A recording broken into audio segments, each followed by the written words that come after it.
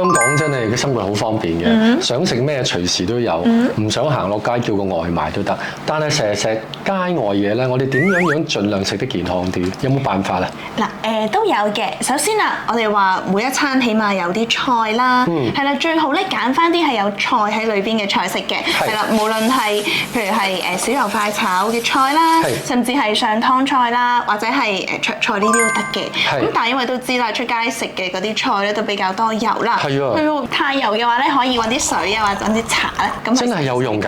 嗱，其實咧就因為水同油係撈唔埋啦，但係唔多唔少咧都可以減到少少嘅油。係咁，但係對於嗰啲高鹽啊、高糖嗰啲係點避免咧？佢都已經入晒個餸度㗎咯喎。係啊，所以嗰啲咧就盡量咧就揀翻啲少汁醬嘅，係啦，譬如係一啲嘅咕嚕啊、糖醋啊，呢啲盡量咧就少揀啲啦，或者叫佢分開上。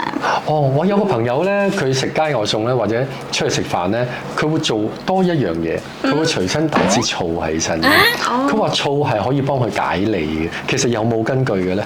其實就冇呢個根據嘅，係啦，即係有好多人就會譬如話飲茶啊、飲醋啊，跟住就可以類似係燒製呢啲啦，係燒脂燒製咁啊。燒脂燒製，但係其實咧佢哋個心理上好似係補償咗，係自我感覺良好咗，係啊，其實就冇呢個關係。咁想健康啲，盡量食少啲街外嘢啦。係啊。